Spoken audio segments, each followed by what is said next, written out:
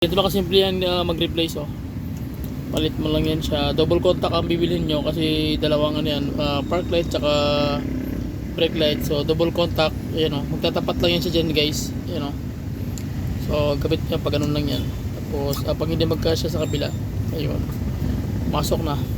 So same man din sa kabila. So ganun din sa kabila, kabilaan yan yung kabila natin. So pag hindi mapasok sa sa ganitong forma, so ikutin mo kasi yung niyan, yung lock diyan magkabilaan iba yung mataas yung isa, yung mababa naman yung isa. Okay, so ikutin mo lang yan. Ay mali, sorry. Ayun, so okay na siya. So balik na natin. Ayun. Okay, so lock na siya sa kabila. And then yan, kunin mo lang yung tamang timing. Ayun.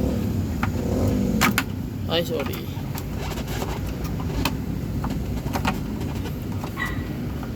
P. So yan guys, ipihit mo lang siya, lock na siya, hindi na siya matanggal. Same sa kabila. Okay, so gawin natin, ikakabit na natin dito. So kakabit na yung sakit, pero nakasimple. Yan, sakit lang. Tapos yung sabi ko kanina, yung clip dito, kailangan ito. Yan, kailangan nakakama siya dyan. Okay, so ganun lang. Tapos kunting yun, okay na. So bolt na natin.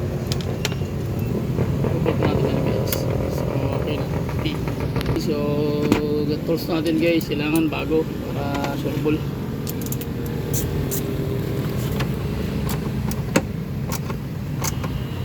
Okay.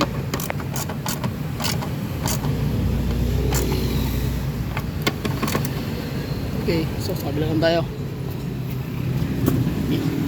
Pa rin guys, yung sakit na ikakabit mo lang din. Yan, tapos ito itatapat mo lang dito. Tapos okay na siya.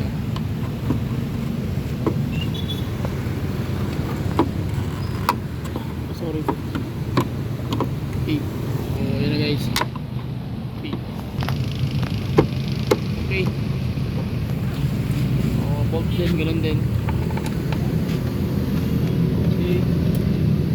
So yun yung mga basic pointers. Magpapalit kayo ng brake light sa likod. So kailangan check nyo muna yung valve kung okay ba. So pag nasunog yan, automatic na yan.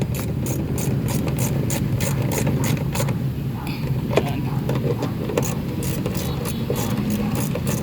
Okay.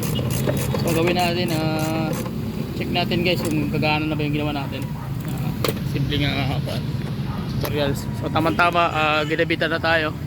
So medyo yan, meron pa tayong customer na Ranger. Okay, so marami pa din customer guys.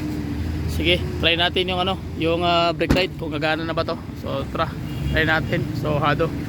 Okay, so tara, let's go. Try natin. Okay, brake. Good. Bitaw. Okay. Brake. Bitaw. Okay na.